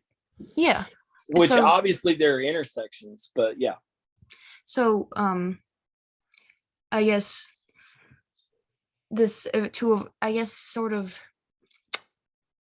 to comment on how this inner structure becomes will become the outer political structure if not enough people are introspective enough to organize themselves with, intellect at the top and appetite. Right. So it sort of becomes like what you were saying with the authoritarian figure being, reason and that sort of personal philosophy that sort of limits that limit on your appetite, that limit on that rationality that's supposed to be like that figurehead. How that sort of becomes an authoritarian figure in a fascist or. Yeah. And it will look like in this kind of a structure, what happens is the appetite wears the drag of the intellect. Okay. It looks perfectly rational, but actually it's driven by its appetite for its greed, Power. its gluttony, its appetite for power, its emotional reactivity. Yeah, anytime you feel threatened. That sort of yeah, that definitely, like that, I know in a lot of fascist societies, the demonization of, overly emotional things or people, or sort of, that demonization of that, but that also is the idea of pursuing power, and the idea of, dismissing stuff like emotional intelligence is entirely still an appetite, I would say. It's an appetite, and it's an appetite that's actually driven by emotions. Like there've been two or three people who've done some very good work on criticizing at length Ben Shapiro, who is famous for saying, facts don't care about your feelings. Yes. Blah, blah, blah. But these people, sometimes the deal is, he can do a 15-minute video, and then if somebody wants to criticize it, they have to make a 2-hour video to take it apart, to do the critique. And when you do that, you begin to realize it looks like it's very rational, but it's actually driven by a kind of appetite for being right and an emotional reaction to the thing that he's critiquing. Now, that's just off the top of my head. I've seen that happen on the left too, but it's the simple idea, though, that there's a lot of people who put forward the notion. This is just reason. This is just rationality. I mean, most social Darwinism isn't anything other than people wearing the drag of reason to justify the fact that they don't care about the suffering of the majority of people, or that they believe that these people are themselves inherently lazy, inherently wrong. This is always going to be a Platonic take that no human being, it's definitely a Socratic doctrine. I don't, Plato has his own variation of it. But the Socratic doctrine is nobody ever does evil except because they're ignorant, except out of ignorance. And if they really, truly have searched themselves, and in this sense, Plato's trying to give us a way of doing that and also provide techniques for that ordering. If they've searched themselves and ordered themselves, they will not do those kinds of things. But so long as that's not going on, then the things they say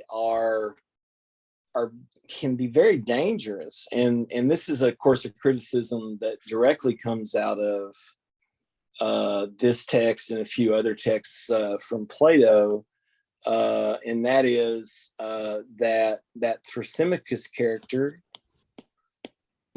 represents sophists.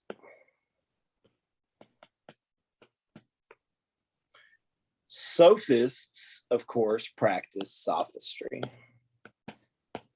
And sophistry is when someone uses reason to make the worst cause look like the best cause. And so a lot of what I see happening on YouTube and in certain spaces in the United States, just in the United States, I mean, it happens everywhere, is that there's a lot of sophistry.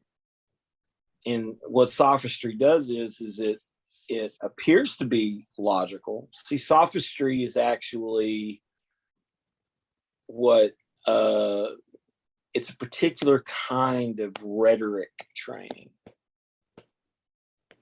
right?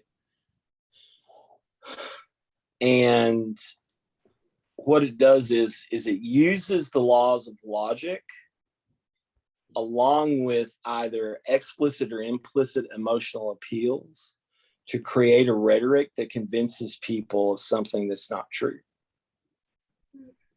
or that convinces people to do something, right? So,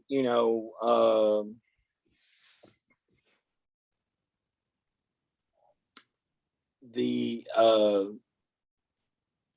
arguments that were put forward in 2003 about invading Iraq used a lot of sophistry, a lot of emotional language, a lot of, it all appeared to be a rational, reasonable argument, but it used a lot of emotional tweaks and sophistic tweets to get enough people in who had power to go along with doing this invasion. Okay. And whether or not Saddam Hussein, I'm not making a comment about Saddam Hussein as a tyrant. I am making a comment about a supposed democracy allowing itself to be sweet talked into something, basically through sophistry.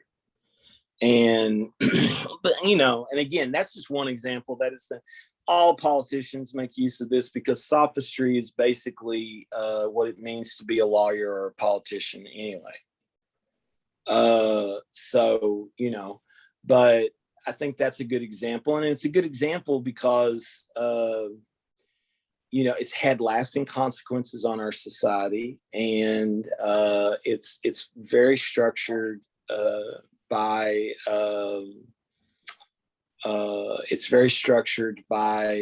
in some ways a need to expand our power and or to justify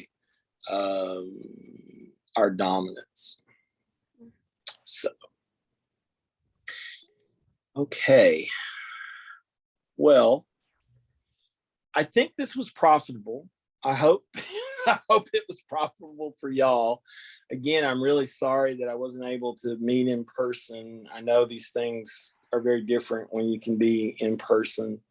I appreciate y'all meeting me today, and I know the people who will watch this later will appreciate it. Was If you're, go ahead. sorry. I was just gonna say at the end, the person, was it John Kirby? Oh, the secretary. Let me find it real fast. It's I've been having this like the whole time. I've been pondering names. Is it Powell? Colin Powell or it wasn't him. It was Rumsfeld's. Rums? Okay. It's Rumsfeld's assistant secretary of defense. And I will find it probably pretty quickly. Paul Wolfowitz. I don't know why I couldn't remember that. Wolfowitz. Paul Wolfowitz was a student of that Alan Bloom guy. Okay. And Wolfowitz is very much the architect of a lot of the responses that we had. And also he and Rumsfeld were very much, and I want to say actually Cheney might have been an associate of Bloom's at one point too. I can't remember, but I know Rumsfeld and Wolfowitz. Wolfowitz was actually a student. And so the idea was that the job of the executive branch is to tell noble lies so that the people will go along with what's good for them. And the people who have all the information, and God knows they have a hell of a lot more information flowing into the Pentagon and the White House than almost anybody else in America would have. That the people who have all the information are the ones who should make the decisions. And we kind of go along with that, as part of representative democracy. So he was sort of a sophist of. He wouldn't say that. And actually I would probably make an argument that compared to Ben Shapiro, Donald Rumsfeld and Paul Wolfowitz are not sophists. Okay.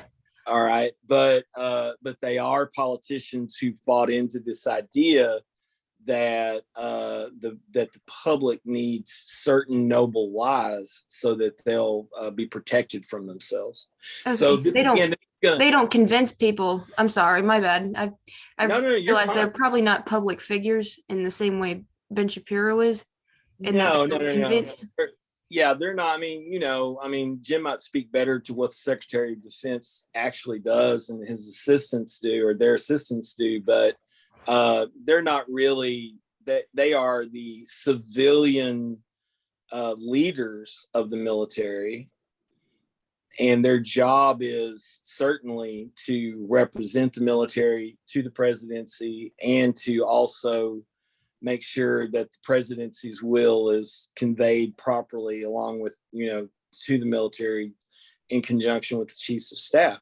But, they're not public figures in the sense of being an influencer. They are public office holders. Okay. Who've been appointed by Congress. In this sense, again, the Senate, which originally was an aristocratic institution almost entirely, the senators were appointed. They've always had this right to to confirm justices and confirm secretaries and department heads and political appointees of the executive branch, right? Paul Wolfowitz actually, he's not my favorite human being, but yeah, I would never say he was a sophist, but I would say that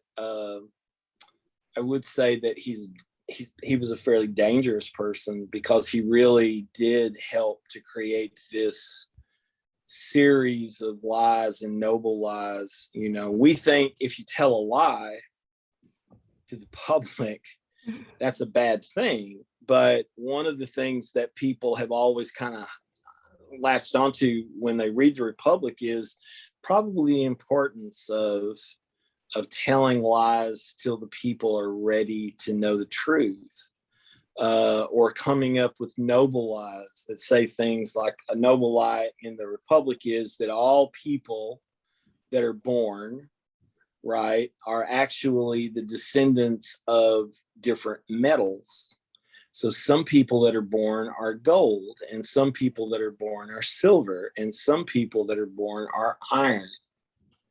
And the issue is only the gold should become leaders, and maybe the silver should be auxiliaries, but the majority of the people are going to be iron or bronze. I can't remember exactly what the metal is, right?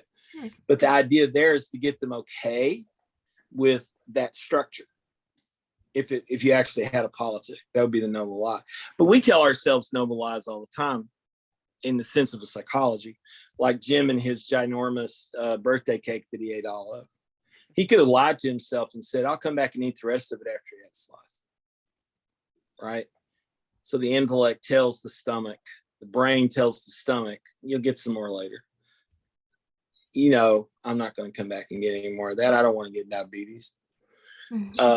So, you know, we do these things inside of ourselves all the time too.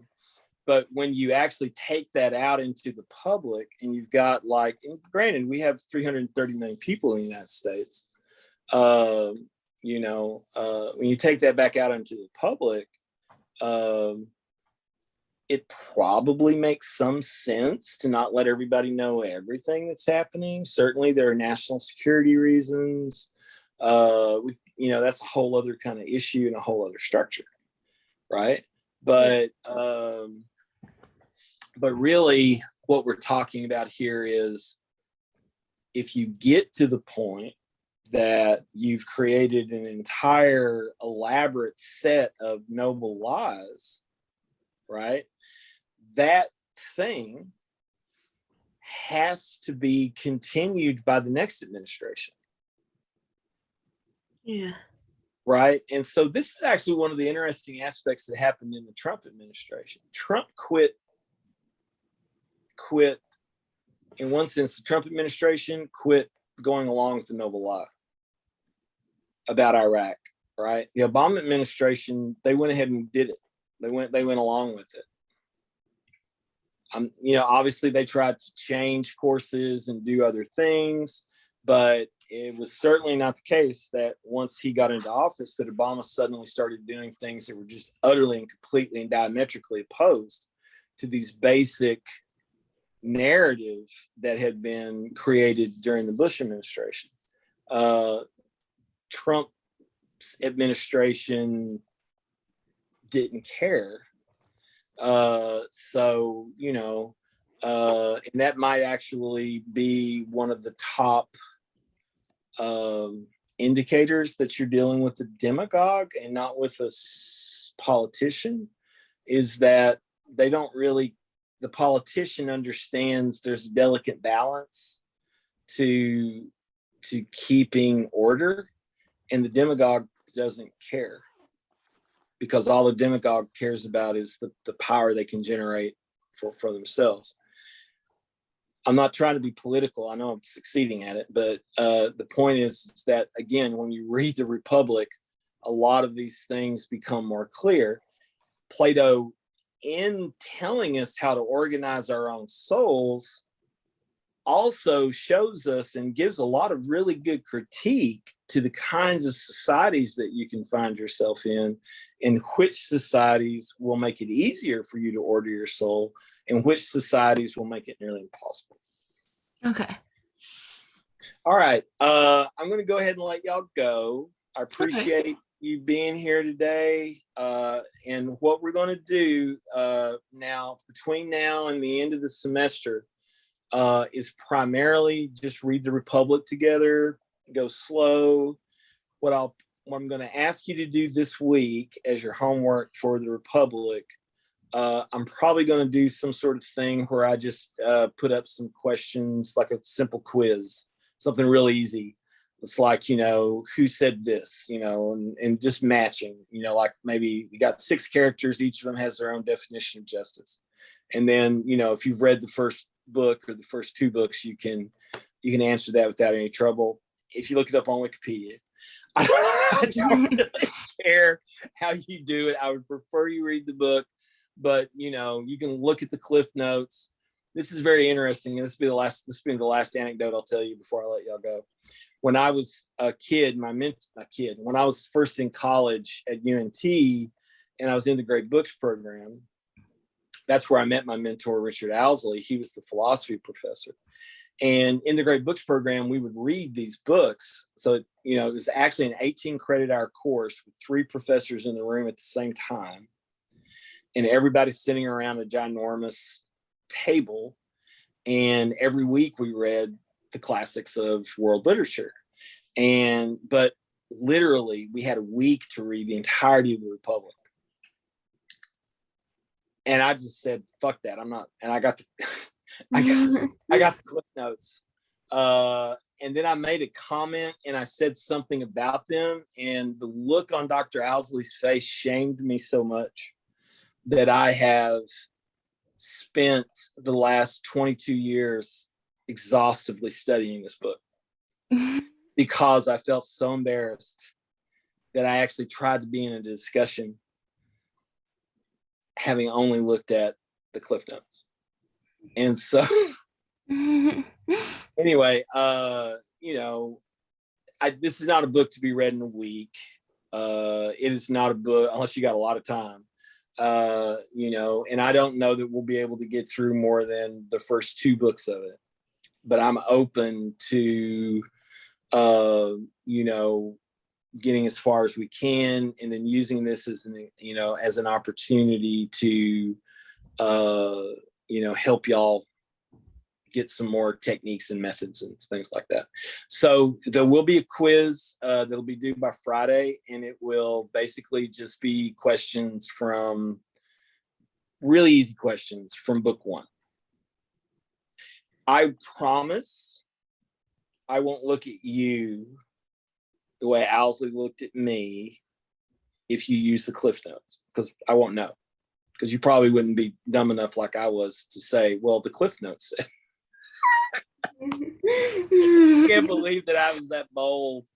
Because then one of the other professors, Owsley, just looked at me stunned, and then one of the other professors was like, "That sounds like something the cliff notes would say," and then turned to somebody else. I was just so mortified. But for the purposes of what we're doing here, I'm just trying to get y'all interested in wanting to actually ponder the book and think about it and keep going back to it and finding the ways that it's been a benevolent and a maleficent influence on American society. All right. Okay. So if any of y'all are having issues with homework or, getting anything turned in or any of that stuff, between now and the end of the semester, everything can be turned in that you haven't turned in yet. And you're not going to, get significantly taken off for it. So we can get you caught up and get you to a place where you can at least get a B in the class. All right. If not an A. So, y'all be thinking about that. And if there's some alternative that you want to offer to do, that's fine too. We can figure out some other little thing for you to do that might be more pertinent to your own soul. But the major issue here is that I just want to make sure that everybody, gets some stuff done so that I can justify giving you a grade to the dean. Okay. All right. Love you guys. Have a great week and look for that quiz. It'll be up by tomorrow night. Thank you. Right. Have a good week. You too. Bye, guys. Bye. Bye-bye.